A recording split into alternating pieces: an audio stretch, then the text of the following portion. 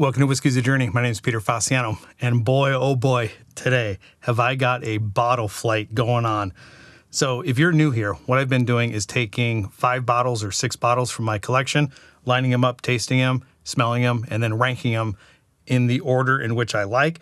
And the first place bottle is going to be passed on to the next round and see which one I like the most within my collection. I've done 2 bourbon videos, I've done 2 Scotch videos, and today I'm going to kind of go off of the Scotch as well, but I'm going to do a separate video. Today is going to be all about my 10-year-old single malt peated Scotches. I think I'm in store for quite the peat moment here. So let's go ahead and jump into the 6 bottles that I'm doing. In glass number 1, bottle number 1, I've got Laphroaig 10 coming in at 43% ABV. I don't think this is natural color, and I don't think this is chill filtered. Well, actually, I do think it's chill filtered, and I think there's color added. I'm in Phoenix, Arizona, and I paid $39.99 for this bottle, and it is matured in ex-bourbon casks. That will be in glass number 1. Moving on to glass number 2, bottle number 2. Port Charlotte 10. This is coming in at 50% ABV. Natural color, non-chill filtered. I paid $71.99, and this is actually matured in ex-bourbon and ex-wine casks, and I'm not really sure what wine casks they use. Let me know in the comments down below if you know. That's going to be in glass number 2. Glass number 3, bottle number 3. Laphroaig 10, 46.3% ABV. Again, another natural color, non-chill filtered offering. This is also matured in ex-bourbon casks, and this was $69.99. Glass number 3. Moving on to glass number 4, bottle number 4. Talisker 10, 45.8% ABV. And just like the Laphroaig, I do believe this is color added, and it's also chill filtered. This is also matured in ex-bourbon casks, and I paid $67.99. That's going to be in glass number 4. Moving on to glass number 5, bottle number 5. Ardbeg 10, 46% ABV, natural color, non-chill filtered. I paid $54.99. This is matured in ex-bourbon as well. And my 6th and final glass. So let's get to the 6th bottle. Springbank 10 coming in at 46% ABV, natural color, non-chill filtered. I paid $81.99, and this is ex-bourbon matured along with ex-sherry. And I think Springbank uses Oloroso sherry.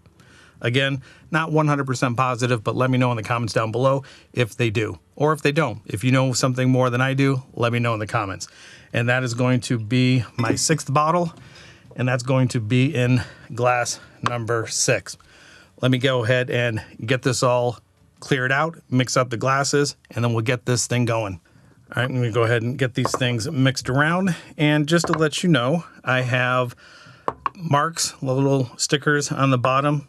So when it comes time to figure out what I'm drinking, and as I'm guessing the glasses, which I'm thinking I'm probably going to do a horrible job with, I'll kind of know what it is that I'm drinking. I'm going to put down on the bottom across this board the glasses that I'm tasting and smelling, so you'll know what's there. I won't. And then hopefully I will end up getting these tasted and smelled before I blow out my palate with the peat. I think in the past, I have brought peated whiskeys over to my sister and brother-in-law's house, and by the time we get through the 2nd or 3rd bottle, I really don't think I can distinguish the difference between anything that I'm drinking as far as the type of peat and even the proof or what it's finished in, or pretty much basically anything. It just comes across as peat, and it comes across as sweet. So I think that is sufficiently mixed up. So let's go ahead and get this thing going. I'm going to leave the lids on because I don't want the whole room to be smelling like peat, and I don't want that to influence the individual glasses. So before I get going, do me a favor. If you are not subscribed to the channel and you like this kind of content, do me a favor and subscribe to the channel. Do all those things that YouTubers ask you to do, like, subscribe, share, turn on that bell notification because I release videos every Monday, Wednesday, and Friday. So when these things get posted, you'll be notified if that bell's turned on. All right, let's go ahead and get into this. I'm going to run through the nose on all of these, and then I'm going to run through the taste from left to right. I'm going to speed up the footage here and then go from right to left, and then hopefully I have an order. All right, there is good amounts of sweetness that's coming through here. Now, if you know this channel, you know that I absolutely love my sherried whiskeys, and I get sherry vibes coming out of this glass. Subtle amounts of peat, but there's more sherry notes than peat. Okay, moving into glass number 2. This is barbecue peat.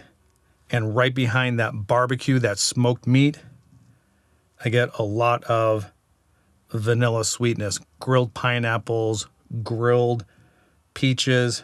This is very fruity. This is very, very good. I like this one on the nose more than this, even though I do like sherry. This is fantastic. Glass number 3 is coming up a little bit flat, maybe a little bit more on the ashy side of things. Not necessarily as sweet as these two. The least favorite, the least vibrant on the nose. Still pretty good. Get a little bit of salt note, briny note. And I think that salt and briny note is also in these as well. But I get a little bit more dominant in this. And I think maybe because of the sweetness and that little ashy peat is allowing for that salty, briny note to come through. Least favorite on the nose so far. Okay, let's get on to glass number 4. Oh, that stung my nose. That smells like it's got some ABV to it. As far as the peat note goes, this leans a little bit more towards the campfire smoke, Band-Aid, and iodine. Not quite to the Band-Aid and iodine side, but it's leaning that direction. There is a good amount of sweetness. And boy, I tell you, that seems to have the highest like ABV sting to my nose. Pretty good. I like that quite a bit. All right, glass number 5. Ooh, this smells extremely sweet, like candied sweet. The peat that I get is like burnt log, a little bit like an after campfire smell. Maybe like you're dumping it out or you're putting it out and there's a little bit of moisture on the log. So like a wet log ash. But this is coming across as highly ripe, sweet fruit. Probably some of the peaches and the pineapple. This is amazing on the nose. All right, let's go ahead and get to glass number 6. All right, that one stung a little bit more than that. We got to back that off a little bit. Now, I wonder if this is also borderlining the iodine Band-Aid ashy note.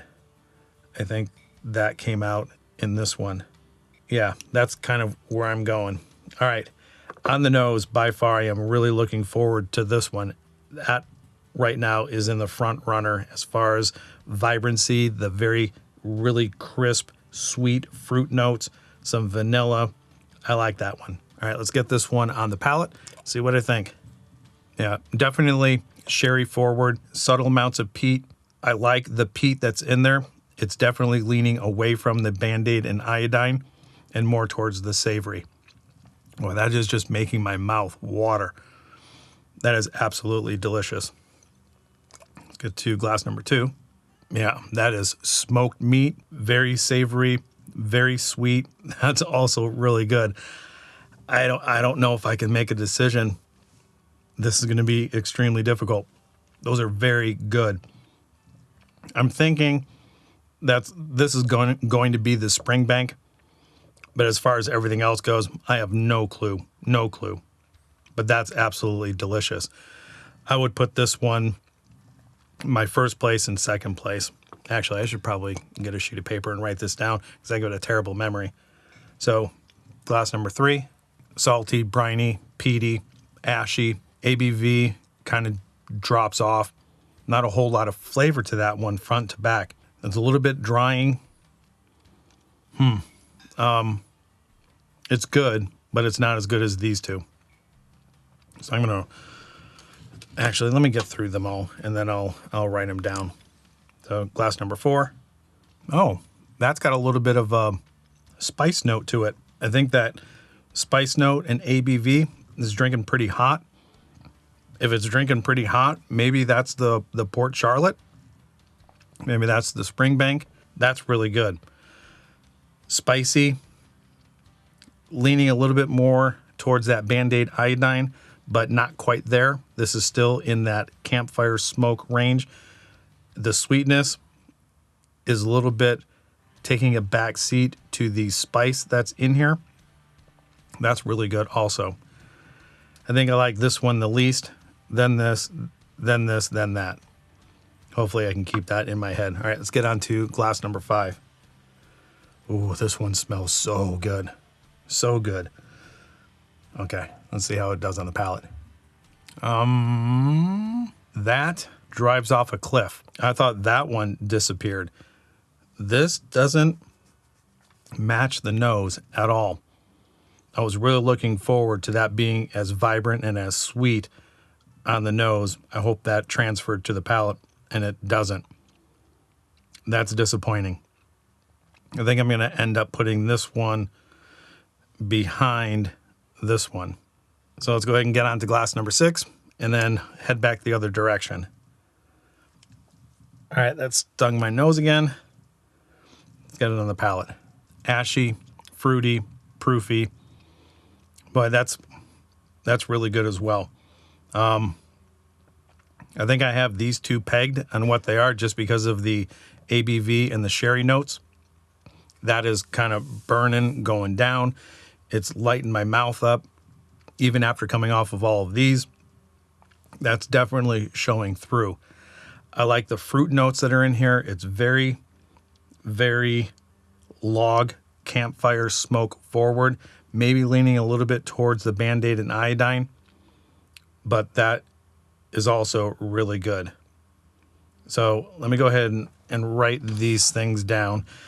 I think glass number 2 is in first place.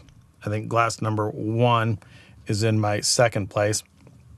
Glass number 6 is in my third place. I would put glass number 4 in fourth. I think this is going to be, God, these are fighting for last. They're good, but I think they're fighting for last. They both just fall off, and I'm not left with much flavor at all. I do like the nose on this, so I'm going to put this one in 5th place, and then this one in 6th. So that's kind of where I have them right now. What I'm going to do is go back the other direction. I'm going to speed this part up, and then hopefully I'll have a better idea of my order, but that seems to be a pretty good order right at this moment. So I'll be right back.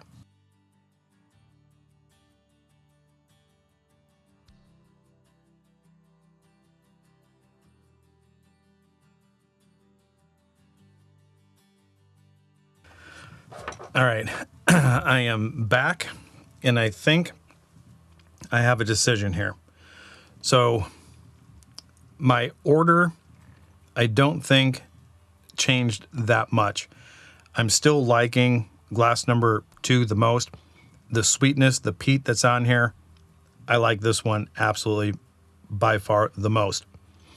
I think the outside 2 are going to flip-flop positions. Going back the other direction, I'm liking what's in the glass here more than this. This comes across as a little bit sweeter. They're both sweet, don't get me wrong, but I think I like the sweetness in here more than this one. So I'm going to just flip-flop those two. I think that one's going to drop into my third, and this is going to be boosted up to my second place.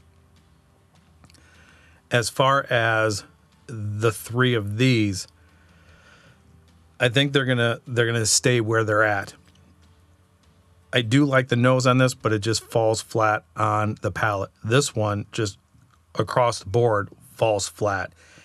And I think this one tastes a little bit too spicy for me. It comes across as higher ethanol than all of them. I thought this one was going to be the highest ABV, but this drink's pretty hot.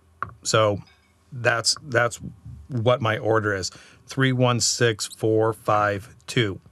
Now, as far as guessing the glasses, I think that I only have the Springbank. So I'm guessing glass number 1 is Springbank, and I'm just going to write it down so I don't forget. I think this is going to be the Port Charlotte because it has that higher feel of ABV. So that's going to be what I think is the Port Charlotte. And then going off of the nose and how it kind of drops off, I think this is the lowest ABV. So I'm guessing that this is the Laphroaig, and I only have the ABV to go by. And I think Laphroaig smells pretty good, but the ABV just makes it drop. So glass number 5, I think, is going to be Laphroaig. I think glass number 6 comes across a little bit towards the Band-Aid and iodine, and for some reason Talisker seems in my brain thinking that that kind of leans that direction. So I think glass number 6 is going to be the Talisker, which leaves these two. I want to say, for me in my head, the Lecheg or the Lecheg had a pretty robust, fruity, peaty note. And then the Ardbeg was almost in that same realm. And both of these kind of came across to me as either Ardbeg or Laphroaig. Sorry, Ardbeg or the Lecheg. And this one just doesn't seem to meet the profile of either one. So I'm just going to guess, because all of the others are there. I want to say that this is going to be the Ardbeg, just because of the fruit sweetness and the savory peat that's in here, like a smoked meat. And then the only one that's left over is going to be the Lecheg, or the Lecheg, and I can't exactly remember how to pronounce it. So that's kind of my order. That's my final decision. Obviously, you know what they are because I have them posted down below. So let's go ahead and reveal what I've got. I don't think I have to go back through and taste them. I think my palate's getting pretty blown out with all of the peat that was there. And as I was going through from right to left, I started to notice that the peat dropped off, and all of the sweetness that was in these glasses started to elevate. And I think those individual sweetness that was in the glass started to separate them from one another. And I think that's kind of how I got my final decision. So in 6th place, I thought that it was the Lecheg. So let's go ahead and see what this is. And this is not. This is Laphroaig. All right. So Laphroaig for me came in 6th place. My 5th place, I guessed, was Laphroaig. So obviously that's wrong. And this is the Lecheg, or the Lecheg. So I flip-flopped those. So that ended up being Lecheg in 5th place. My 4th place was 4th glass, and I said that this was the, what did I say this was? This was the Port Charlotte. That's right, this one came across as pretty ethanol forward. Port Charlotte has the highest ABV, so I thought that's what that one was. And it's not. This is Talisker. So Talisker was my 4th place. My 3rd place ended up being flip-flopped at the very last moment, which was this, and this is the only one that I thought was what it actually tasted like, which was that sherry forward, and I think that was the Springbank. So this one is the Springbank. What did I get right? So this one is the Springbank, so I got that one correct, and I don't think I'm going to get anything else correct. Well, maybe the 2nd place I said was Talisker because of the iodine Band-Aid, and it is the Port Charlotte. Holy cow. Yeah, that's crazy. So glass number 6 was my 2nd place, and that's actually Port Charlotte. All right.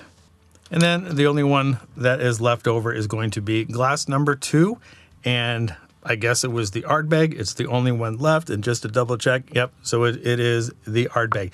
I actually just recently did a sip it or skip it with Ardbeg. So what did I do? I guessed, what, 2 out of the 6? Not that bad. Well, it actually is kind of bad. So there you guys have it. I am going to do a quick blend with a normal Glencairn just to see what the color looks like with all these. Let me go ahead and grab one, and then we'll call this video good. So that grilled pineapple and peach note is definitely coming through. I've already lost all of the peat. I'm guessing that there is some in here, but it's very faint. I think the sweetness that's in the glass is definitely more powerful than the peat note. It does smell good. Smells fruity, so it's going to get it on the palate. I think there's more peat on the palate than there is on the nose. And the peat on the palate is coming across as pretty much dead center, just an ashy log. It shies away from savory, and it shies away from Band-Aid and iodine. The palate's not that bad, but I think the individuals that I had in front of me are better than them mixed all together in the blend. So I think this could be a blend that you can skip. If you do have any of these bottles in your collection, let me know where you would rank them. And I think that's where I'm going to leave it. So I hope you are enjoying your journey wherever you're at in your journey.